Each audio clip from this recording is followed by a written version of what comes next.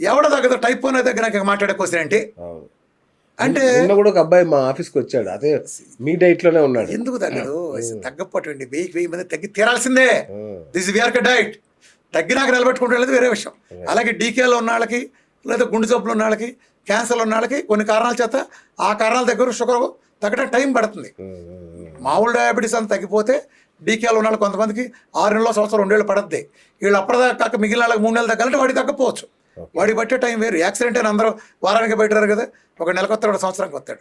ఇలా ఉండేవాళ్ళు ఉంటారు. వాడు తగ్గనట్టు అవుద్దా? వాడి తగ్గట్టే వాడు వేరే పడుతున్నాడు. కారణాలు ఉన్నాయి, అది ఉంది కదా. కాదు ఇది చెప్పాలి. ఇప్పుడు ఉంది అసలు ఎవడు మమ్మీ నువ్వు షుగర్కి ఏ టెస్ట్ చేస్తా లేదు, దమ్ముంటే జీటీటీతో తగ్గించాలంటాడు. జీటీటీ వచ్చి మీ తాతను హాస్పిటల్ తీసుకున్న రోజుల్లో ఉంది. మీ తాత ఉన్నప్పుడు ఎత్తేసారు దాన్ని. ఆ తర్వాత హెచ్బిఎంసీలో ఎన్ని వచ్చినాయి. ఇప్పుడు బిఎస్ గారికి షుగర్ వచ్చిందండి. ఆయన ఒక 20 హాస్పిటల్కి వెళ్ళారు, పెద్ద పెద్ద హాస్పిటల్, మోహన్ డయాబెటీస్, అపోలో, కిమ్స్లు అండి. ఇక్కడికి వెళ్తే బిఎస్ గారిని ఏ రిపోర్టులు చూసి షుగర్ అన్నారో, విఆర్కే ఆ రిపోర్ట్లు నార్మల్ చేస్తే చాలా 20 ఏళ్ల క్రితం తీసి చేయాలా? ఆ రిపోర్ట్ నార్మల్ చేస్తే ప్రపంచం అంతా నువ్వు అమెరికా పోయినా ఎక్కడ పోయినా ఏ రిపోర్ట్లు మీకు చూసుకోగలరని చెప్పారు, ఆ రిపోర్ట్లు కదా నార్మల్ చేయాల్సింది. ఆ సిప్రెప్టెడ్లు, గాడ్ 65 ఆహెచ్బీసీలు కదా. అవి చేస్తే నువ్వు ఎప్పుడో 30 ఏళ్ళ నాడు ఎత్తేసిందంటే ఏంద్రా నీ నాలెడ్జ్, ఆఫ్ నాలెడ్జి. మళ్ళీ అంటాడు చేస్తే చచ్చిపోతారు, నేను ముందు ఎత్తే పోతారంటాడు. పిచ్చెక్కడం కాకపోతే మళ్ళీ ఓ పోస్ట్ ఏంటి తెలుసా? ఈ పిచ్చోళ్ళ పోస్టు, నేను చచ్చిపోయానంటే నా మరణానికి వీఆర్ మార్చిన బాధ్యుడు. ఇదో ఫేస్బుక్ పోస్ట్. సైకోగాడు, ఈ సైకోగాడు ఈ మాట పెట్టాడు లేదు కనుక్కోండి. నీ మరణానికి నేను కారణం ఏంటి? ఇప్పుడు నువ్వు పోయావు నాకేమొస్తుంది? ఇప్పుడు బిఎస్ గారు పోతే నాకు ఆస్తి వచ్చింది అనుకోండి, బిఎస్ గారు వేసేస్తా. లేదా బిఎస్ నాకు పెద్ద శత్రువు, ఈ బిఎస్ పోతే వ్యాపార సభ నాకు వస్తుంది, వేస్తా. నాకు శత్రువులు ఎందుకుంటారు? నేను వ్యవస్థతో పోరాడేవాడిని. నేను నాకు చంపడానికి శత్రువు వ్యక్తి కాదు కదా, వ్యవస్థ కదా. నేను వ్యవస్థను మార్పు తేవాలనుకుంటున్నా. నువ్వేం కొట్టగాడివి? నీ ముఖానికి నువ్వు షుగర్ తగ్గించాడు నీకు ఎవడన్నా? నీ ముఖానికి షుగర్ స్పెల్లింగ్ తెలుసా? అసలు రిపోర్ట్ చదవటం తెలుసు నీ ముఖానికి? దీనికి వీళ్ళకి నేను సమాధానం చెప్పాలండి. నువ్వు ఎవడు మమ్మీ? నీ బతుకెప్పుడు షుగర్ తగ్గించావు మమ్మీ? నువ్వు పోగరని చెప్పు. నీ బతుకు తగ్గినాడు అన్నాడు, టెస్ట్ మళ్ళీ పెట్టావు నీ బతుక్కి. నువ్వు చేసింది ఏంటంటే టెలిగ్రామ్లో గ్రూప్లో పెట్టి ఎవడో బయట అంటే మామూలు యూట్యూబ్ అయితే వాట్సాప్ పేమెంట్ వేసేసింది. ఈ మోసగాడని చెప్పి ఇందులో పేమెంట్లు పెడుతున్నారని, ఈ ఫ్రాడ్ గాడిని మోసగాడిని వాట్సాప్ పీకి ఎత్తే టెలిగ్రామ్లో అవతారం ఎత్తాడు. టెలిగ్రామ్ అయితే కోట్ల వ్యాపారం చేశాడు. చూడండి ఎంత వ్యాపారం చేశాడో. అమ్మిందంతా రోగాల పేర్లు చెప్పి జీవితాంతం వాడాలని చెప్పి కొన్ని సప్లిమెంట్లు అమ్మేవాడు. ఒక్కదానికి కూడా బిల్లు లేదు, ఒక్కదాని మీద కూడా లేబుల్ ఉండదు, దాని మీద న్యూట్రిషనల్ ఫ్యాక్ట్స్ ఉండవు. బిల్లు లేకుండా అమ్మిన దొంగ, గజ దొంగ. సాక్ష్యాలతో బట్టలు ఊడిపోతే మొత్తం రెడీగా ఉంది, ఫైల్ ఊడదు. ఇలాంటి ఎదల మీద కాన్సన్ట్రేట్ తెలిస్తే 5 నిమిషాలు పని. ఈ సచ్చారులే పిల్లలు ఉన్నారు, సైకో యాక్సాలు వేస్తారా? మనం కౌంటర్ ఇద్దామంటే మళ్ళీ ఇంట్లో వాళ్ళు మనకు తెలిసిన వాళ్ళ దగ్గర కవర్ చేసి ఆడి పిచ్చెక్కిందండి, మీరు ఏమని చేస్తే సూసైడ్ చేసుకుంటాడు, మా పిల్ల అనాథ అవుతారంటే సరిలేని సమాజం వదిలేస్తే సమాధానం చెప్పలేక కదా. నా సంగతి తెలుసుగా, రారా చూస్తున్నా లే రకం. నేను హేతు ఈడు గొట్టంగా ఎవడు మమ్మీ ఎవడు తెలుసని ఎవరికి తెలియదు. ఏంటి కూడా బోర్డు నాలెడ్జ్, షుగర్ స్పెల్లింగ్ తెలియదు, డయాబెటీస్ స్పెల్లింగ్ తెలియదు, గూగుల్ కొట్టేస్తే టికటిక. అల్లోపతి డాక్టర్ల పాపం ఏమవుతుందంటే వాళ్ళ అమాయకులు, వాళ్ళకి మెడికల్ పదాలు బయోకెమిస్ట్రీ అవుతారు తెలియదు. కరోనా టైంలో కొంతమంది అమాయకం డాక్టర్లు ఏదో వస్తే 4 పదాల కింద గూగుల్ చూసి పెట్టేసి కన్ఫ్యూజ్ చేసేసి వాళ్ళని ఈ పేర్లు ఆ పేర్లు చెప్పి కన్ఫ్యూజ్ చేసేసి తిట్టాడు. నీ మూలం ఒక్కడన్నా బతికాడా? నీ మూలం ఒక్కడన్నా బతికాడా? బతికాని చెప్పుకుంటాడు. ఎవడు బతికా? వాడిని వాళ్ళందరూ చచ్చారు, నీ చేసిన వాళ్ళందరూ. ఎవడు సలహా? నీ తిన్నాళ్ళు నా తిన్నాళ్ళు ఎవడు తిన్నాళ్ళు కూడా బోడి మంది బతికారు. ఇప్పుడు మా ఊరు ఉంది, ఆనందం ఉంది వాళ్ళ, నీ బోడి సలాలు పడించలా, వ్యాక్సిన్లు ఎంచుకోవాలా, అసలు ఎవడికి రాలా పోవాలా? బతికాడు అందరూ నా అకౌంట్ అంటే ఎవడురా మమ్మీ నువ్వు? ఎవడురా మమ్మీ క్లెయిమ్కి? దాని ముందేది నీ దగ్గర ఉందా? పోనీ మెకానిజంలో తొక్కలేదు, ఏది అడిగినా ముందు గూగుల్ కొడతాం. ఆ గూగుల్ ఏం చెబుతుంది? ఆ గూగుల్ ఏం చెబుతుంది తెలుసా? ఇప్పుడు నేను బిఎస్ మంచోడు అని అడుగుతా, బిఎస్ మంచోడు సమర్థం అంటానికి రిజల్ట్ చెబుతుంది. బిఎస్ నీచుడు అని అడుగుతా, బిఎస్ నీచుడు అంటానికి ఏ రిజల్ట్ చెబుతుంది.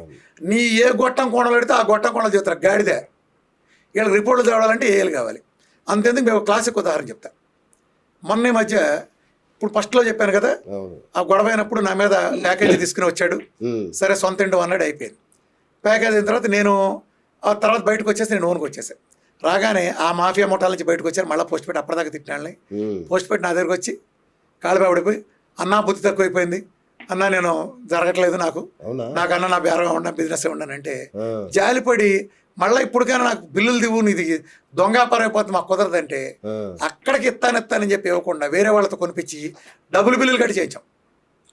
డబుల్ బిల్లు మొత్తం బినామీలే, మొత్తం బినామీ అండి. అంటే మేము కొనలేదు, మేము మేము రైట్ రాయిలు ఇతను వేరే వాళ్ళ దగ్గర కొంటే చేసాడు, హెల్ప్ చేసాం. ఆ, అదేమంటే హాస్పిటల్ వైద్యాల పేర్లు చెబుతాడు. ఆ, తీరా చూస్తే చేయి గరిసి రూపాయి ఉద్యోగం లేదు, ఒక్కడి దగ్గర ఉద్యోగం చేయం, అసలు ఒక్క బిజినెస్ లేదు, రూపాయి ట్యాక్స్ కట్టాం, ఒకటి జీతం పే చేయం, ఏమీ లేదు.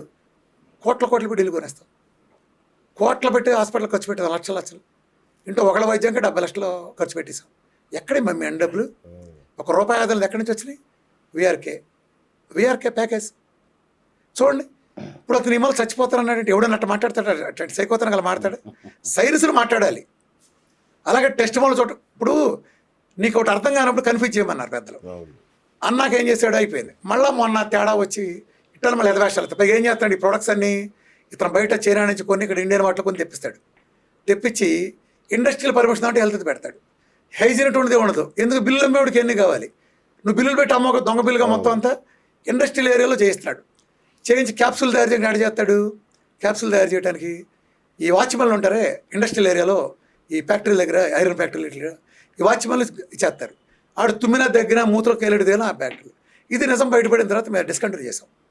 డిస్కంటిన్యూ చేసిన తర్వాత అందుకని ఇప్పుడు మా మీద బ్లాక్ మెయిలింగ్.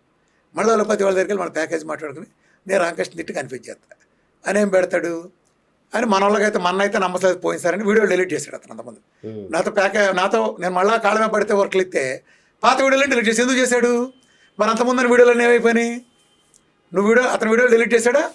ఇది ప్రజలందరూ తెలుసు. అంతకుముందు నన్ను బాగా తిట్టిపోసిన వీడియోలన్నీ వెళ్ళిపోయినాయి. అన్నీ మాయం చేశాడు. ఎందుకని?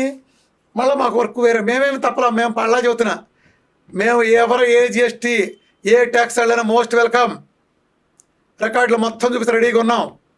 A to Z విఆర్కే తరపున చేసే సంస్థలు పక్కా ఫెయిర్గా రెడీగా ఉన్నాయి మీకోసం తెరిచిపెట్టి కూర్చున్నాం. ఇన్వైట్. నీకు దమ్ముందా? అడివడే బిస్కెట్లు అయితే విశ్వాసం కూడా లేకుండా చూపించి చేయగలిచావు. ఇప్పుడు మా మీద దాడి చేస్తారు. ఏముంది ప్రేమ? కాస్ట్ గురించి మాట్లాడతావా? నువ్వెంత ఖర్చు పెట్టావు? క్యాన్సర్ అవునో కాదా తెలియకుండానే నీ ఇంట్లో వాళ్ళకి 70 లక్షలు ఖర్చు పెట్టావు. నీది కన్ఫర్మ్ కావాలా? ప్రపంచంలో ఎవడికి క్యాన్సర్ రిపోర్ట్లు కన్ఫర్మ్ కావు.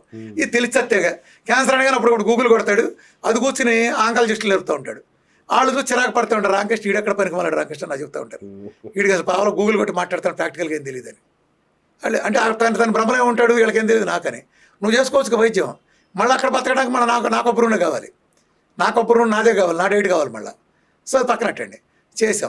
చేసి ఏం చేశాడు? మళ్ళీ ప్యాకేజ్ మళ్ళీ ఇక్కడ తేడా వచ్చింది.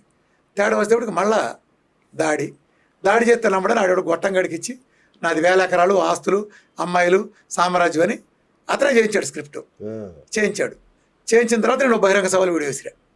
చేయించిన తర్వాత ఆ బహిరంగ సభలు వీడియో చేసిన తర్వాత దాన్ని కొన్ని రిపోర్ట్లు పెట్టా.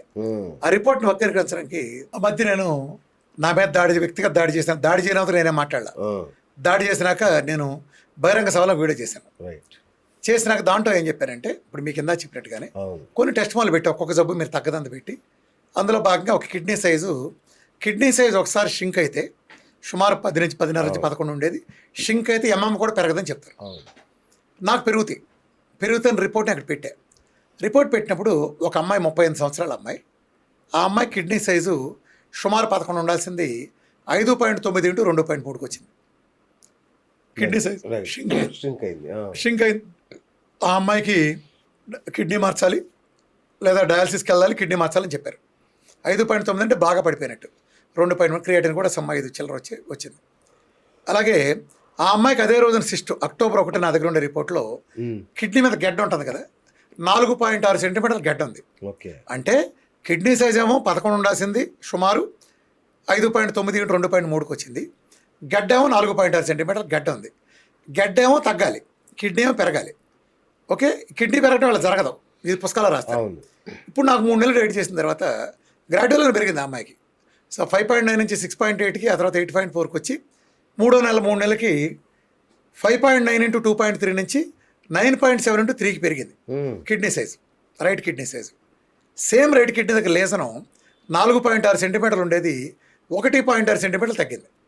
2.7 ఇంటూ 4.6 నుంచి 2.6 ఇంటూ 1.6కి వచ్చింది. అంటే ఏం జరిగింది? కిడ్నీ సైజ్ 5.9 నుంచి 9.7 పెరిగింది, చాలా అద్భుతం. సిస్టు 4.6 నుంచి 1.6 తగ్గింది, ఇది మిరకిల్. ఈ రిపోర్ట్లో 2 పైన కింద ఉంటాయి కదా. ఈ రిపోర్ట్ నేను పెడితే ఇతను చేయించిన వక్రీకరణ చేయించిన రిపోర్ట్ ఏంటి తెలుసా? విఆర్కే మోసగాడు తరిమి కొట్టండి, కిడ్నీ వాళ్ళు మోసం చేస్తాడు హెడ్డింగ్ పెట్టి ఒక దొంగ వీడియో వదిలాడు.